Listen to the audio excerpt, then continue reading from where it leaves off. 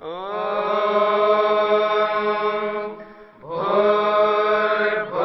स्वः तत्सवितुर्वरेण्यं भर्गो देवस्य धीमहि धियो यो नः प्रचोदयात्।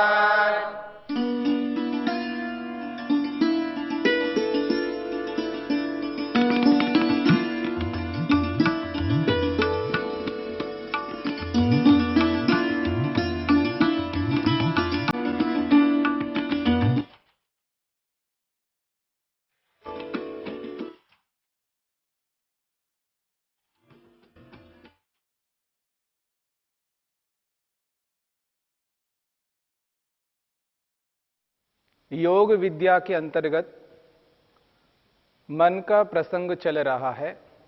मन का स्वभाव किस प्रकार का होता है। मन के संदर्भ में मन के कारणों पर विचार करते हुए हमने समझने का प्रयत्न किया। सत्व के कारण मन में क्या परिवर्तन होता है, रज के कारण मन में क्या परिवर्तन होता है और तम के कारण क्या परिवर्तन होता है। मन के अंतर्गत जब रजोगुण का प्रभाव पड़ता है, रजोगुण उभरा हुआ होता है मन के अंतर्गत, तब वो ऐश्वर्यों को चाहने वाला होता है। परंतु उस रजोगुण के साथ साथ थोड़ा तमोगुण भी होता है। रजोगुण के साथ साथ जब थोड़ा तमोगुण होता है, उस स्थिति में ऐश्वर्यों को चाहने वाला होता है। उसी मन में जब तमोगुण उभरा हुआ होता है, तब अधर्म को करने वाला होता है, अज्ञान को प्राप्त कर रहा होता है, अवैराग्य से युक्त होता है और ऐश्वर्यों से रहित होता है। जब उसी मन में सत्वगुण उभरा हुआ होता है और उस सत्वगुण के साथ साथ थोड़ी मात्रा में रजोगुण की स्थिति होती है, जिसको हम कह सकते लेश मात्र, बहुत कम मात्रा में जब रजोगुण सत्वगुण के साथ युक्त होता है, तब वो धर्म करने लगता है, ज्ञान को प्राप्त करता हुआ होता है, वैराग्य की ओर अग्रसर होता है।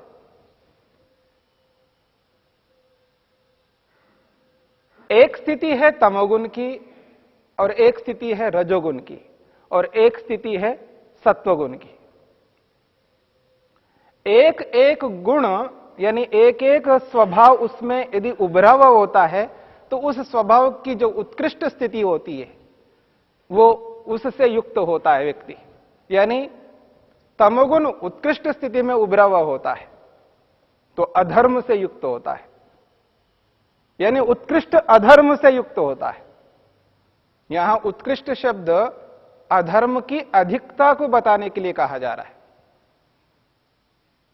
ठीक उसी प्रकार से जब रजोगुण उत्कृष्ट स्थिति में उभरा हुआ होता है तो वो उत्कृष्ट ऐश्वर्य से युक्त होता है। वैसा ही जब सत्वगुण उत्कृष्ट रूप में उभरा हुआ होता है तो वो धर्म से, वैराग्य से, ज्ञान से युक्त होता है। लेकिन इनके साथ में थोड़ी थोड़ी मात्रा में और स्वभाव उभरे हुए होते हैं। तमोगुण जब अपनी उच्च चरम स्थिति में होता है तो उसके साथ थोड़ी मात्रा में रजोगुण होता है। ऐसे रजोगुण उत्कृष्ट चरम स्थिति में होता है तो उसके साथ में सत्वगुण रहता है। ऐसे ही सत्वगुण उत्कृष्ट स्थिति में होता है तो उसमें थोड़ी मात्रा में रजोगुण उभरा हुआ होगा। परंतु वो कहते हैं केवल सत्वगुण उभरा हुआ होता है और दोनों तमोगुण और रजोगुण को दबा करके रखता है, उन दोनों स्वभावों को उभरने नहीं देता है। तब वो कहता है तदेव रजोलेशमलापेतम स्वरूप प्रतिष्ठम सत्वपुरुष अन्यता ख्याति मात्रम धर्म मेघ ध्यानोपगम भवति। तदेव वही मन रजोलेश मलापेतम, जो सत्वगुण की स्थिति में व्यक्ति धर्म करने लगता है, वैराग्य की ओर बढ़ने लगता है, ज्ञान विज्ञान को प्राप्त करने लगता है, अच्छी स्थिति में रहता है, प्रसन्न रहता है, परंतु उसमें लेश मात्र रजोगुण उभरा हुआ होता है।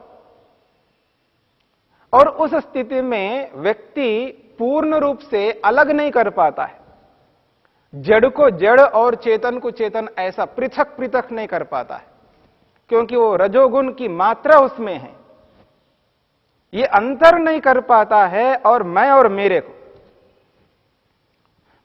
मेरे को एक मानता हुआ धर्म कर रहा है, उसमें कोई आपत्ति नहीं है। ज्ञान विज्ञान को भी प्राप्त कर रहा है, मैं और मेरे को एक मानता हुआ। स्वास्वामी संबंध को मैं और मेरे को एक मानता हुआ वो अच्छे काम करता हुआ जा रहा है, परंतु वहां उसके अंदर सत्वपुरुष अन्यता ख्याति की स्थिति नहीं होती है। सत्वपुरुष अन्यता ख्याति का मतलब है विवेक ख्याति,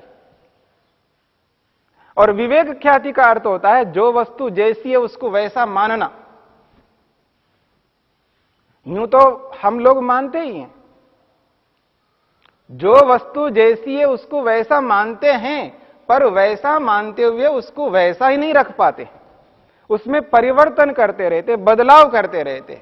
व्यायाम करना चाहिए, वास्तव में करना चाहिए, एहसास होता है, विवेक है, लेकिन वो विवेक बना नहीं रहता, वो विवेक बना नहीं रहता है। इसलिए महर्षि पतंजलि कहते हैं वो जो विवेक है वो विप्लव वाला है।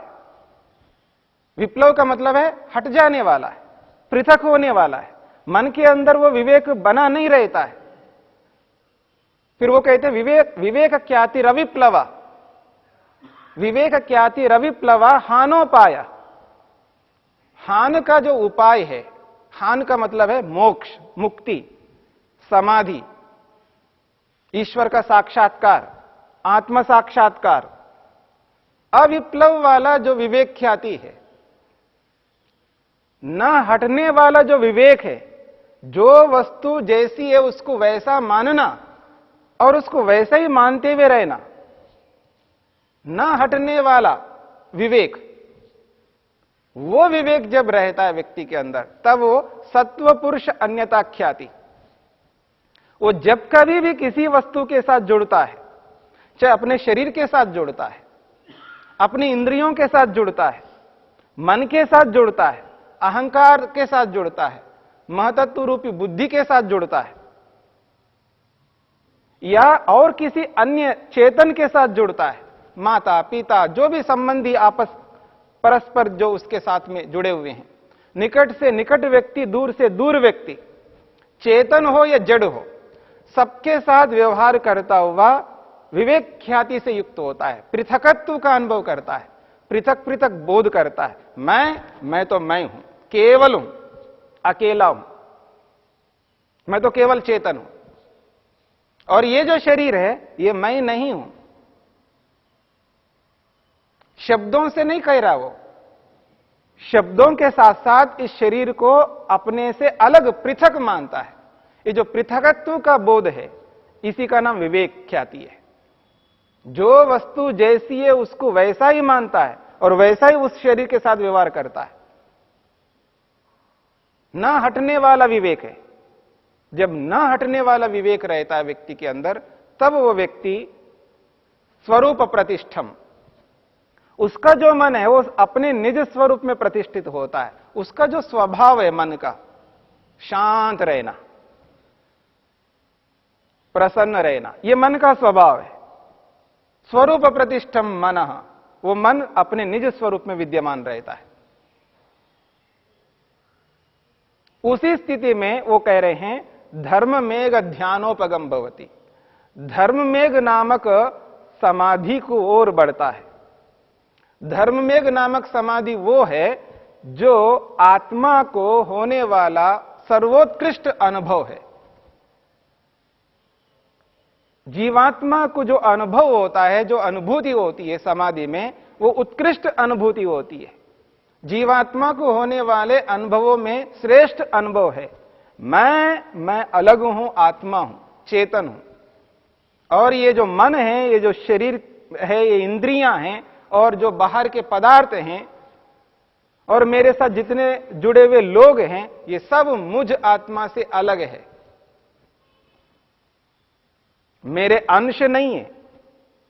जैसा कि माता पिता, भाई बहन, वो जो अनुभव करते हैं ये मेरा ही है, बोला भी जाता है मेरा आधा भाग है ये, उसको अपने से अलग नहीं कर पाते।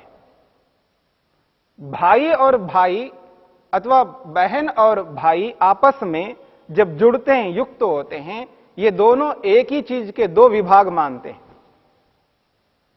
वो जो स्वस्वामी संबंध है, परस्पर का संबंध, चाहे वो माता पिता का हो, चाहे भाई बहन का हो, चाहे वो पति पत्नी का हो, या किसी भी व्यक्ति के, माता पुत्र का हो, जो एक अंश की स्थिति रहती है।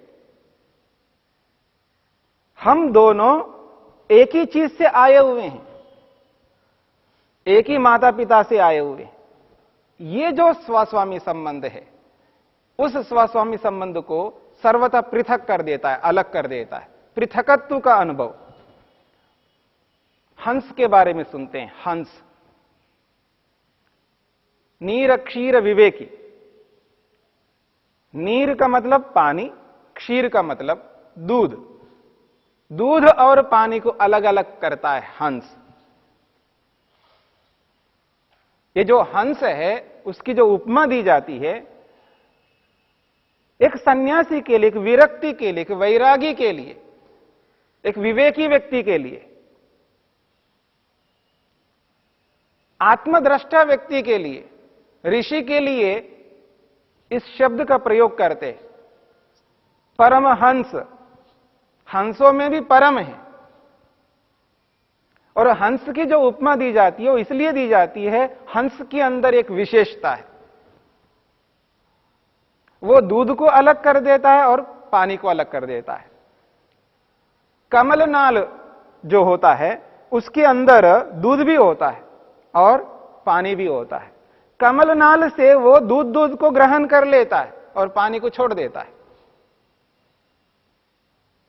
जिस प्रकार हंस दूध को दूध और पानी को पानी अलग कर देता है, पृथक कर देता है, और दूध को दूध स्वीकार करता है और पानी को पानी स्वीकार करता है, पानी को पानी स्वीकार करके पानी को ग्रहण नहीं करता है, दूध को दूध स्वीकार करके केवल दूध को ग्रहण करता है, पानी को त्याग कर देता है। ठीक इसी प्रकार ये जो हंस की तरह जो विवेकी व्यक्ति है, वो व्यक्ति यही काम करता है। उचित को उचित स्वीकार करता है, अनुचित को अनुचित स्वीकार करता है, अनुचित को अनुचित मानता हुआ अनुचित को ग्रहण नहीं करता है, और उचित को उचित मानता हुआ उचित को ही ग्रहण करता है। बात तो आपकी ठीक है, बात आपकी ठीक है, लेकिन उस ठीक बात को मानता नहीं व्यक्ति। बोल तो ठीक रहे हो आप, लेकिन उसको स्वीकार नहीं करता। ऐसा नहीं करना चाहिए, मानता हुआ भी वैसा करता हुआ होता है, पर हंस ऐसा नहीं करता है। हंस की तरह चलने वाला जो विवेकी व्यक्ति होता है, वो भी वैसा ही चलता है जैसे हंस चलता है। ये जो विवेक ख्याति, ये जो पृथकत्व का बोध है, ये बहुत विशिष्ट बोध है। इसीलिए महर्षि वेदव्यास ने तत्परम प्रसंख्यानम कहा। तत्परम प्रसंख्यानम, वो तो बहुत उत्कृष्ट प्रसंख्यान है, उत्कृष्ट ज्ञान है। योगी को होने वाला आत्मा से संबंधित जो ज्ञान है, मैं एक आत्मस्वरूप हूं और जड़ पृथक है मेरे से, समस्त जड़ पदार्थ मुझ आत्मा से सर्वथा पृथक है, हम दोनों एक नहीं है, ये जो उत्कृष्ट ज्ञान है बहुत विशेष ज्ञान है। इसी उत्कृष्ट ज्ञान के होने पर वो ईश्वर की ओर अग्रसर होता है। इसके बिना ईश्वर की ओर अग्रसर कोई व्यक्ति नहीं हो सकता है, क्योंकि विवेक ख्याति को प्राप्त किए बिना व्यक्ति समाधि की ओर बढ़ नहीं सकता। समाधि उस व्यक्ति को प्राप्त होती है जिसको विवेक ख्याति प्राप्त होती है, और विवेक ख्याति का अर्थ यही है, हंस की तरह चलना, न्याय को न्याय और अन्याय को अन्याय, धर्म को धर्म और अधर्म को अधर्म स्वीकार करता हुआ उसको वैसा ही ग्रहण करना, यही विवेक ख्याति है। और यह विवेक ख्याति कुछ देर के लिए रहने वाली हो, ऐसा नहीं होगा। वो विवेक ख्याति लगातार रहे, तब वो अविप्लव माना जाएगा, न हटने वाली विवेक ख्याति मानी जाएगी। तभी ही वो मोक्ष का अधिकारी बन सकता है, तभी वो मोक्ष की ओर आगे बढ़ सकता है। और जो समाधि लगाने वाले हैं, जो ऋषि हैं, महापुरुष हैं, जो योग को ही अपना सर्वस्व जिन्होंने स्वीकार किया, वही ये कह रहे हैं तत्परम प्रसंख्यानम, तत्परम प्रसंख्यानम इति आचक्षते ध्यायिना। ध्यायिना ध्यान करने वाले, यानी समाधि लगाने वाले योगी, जो योग को आत्मसात जिन्होंने किया है, वो ये स्वीकार करते हैं तत्परम प्रसंख्यानम, वो बहुत उत्कृष्ट है। क्यों? सत्व को सत्व और चेतन को चेतन। सत्व पुरुष, सत्व का अर्थ जड़ पदार्थ, पुरुष का मतलब आत्मा। जड़ और चेतन को पृथक पृथक मानना। विवेक दो वस्तुओं के होने पर होता, याद रखिएगा। जिस किसी को भी विवेक होता हो, वो विवेक दो वस्तुओं के होने पर होगा। एक वस्तु को सामने रखकर के कोई विवेक नहीं कर सकता। उस एक वस्तु के साथ में दूसरी वस्तु जुड़ी हुई होनी चाहिए, वो सामने हो या ना हो, पर उस एक वस्तु के सामने दूसरी वस्तु उसके साथ जुड़ी हुई होनी चाहिए। उस एक वस्तु को देखता हुआ दूसरी वस्तु को उस एक वस्तु से पृथक करता है व्यक्ति, अलग कर देता है। उस एक वस्तु को अन्य वस्तुओं से पृथक करना होगा। दो वो, तीन हो, चार हो, 50 हो, असंख्य हो, केवल एक ही है। ज्ञान में, मन के अंदर जो ज्ञान चल रहा है, उस ज्ञान में एक ही वस्तु है, तो उसको विवेक नहीं हो सकता। उस एक वस्तु के साथ दूसरी वस्तु, तीसरी वस्तु, कितनी वस्तु हो, लेकिन कम से कम दो वस्तु होने चाहिए, तब जाकर के वो पृथकत्व का बोध होता है। ये अलग है और ये अलग है। यही विवेक ख्याति है। और यही विवेक ख्याति न हटने वाली होगी, अविप्लव वाली होगी। विप्लव का अर्थ होता है हट जाना, और अविप्लव का अर्थ है न हटना। और वही हान का उपाय है, मोक्ष का उपाय है, समाधि का उपाय है, मुक्ति का उपाय है, निश्रेयस का उपाय है। उस हान वाले उपाय को, यानी विवेक ख्याति को प्राप्त करने के लिए, उस विवेक ख्याति को मन के अंदर बिठाने के लिए, मन को प्रसन्न रखना, मन को शांत रखना, किसी भी परिस्थिति में मन को विचलित नहीं होने देना, जो मन का स्वभाव है, स्वरूप प्रतिष्ठम, मन अपने निज स्वरूप में प्रतिष्ठित रहता है। तभी जाकर के व्यक्ति अपने मन के माध्यम से निज स्वरूप में रहता हुआ उस विवेक ख्याति को प्राप्त करके हान तक, मोक्ष तक पहुंच सकता है।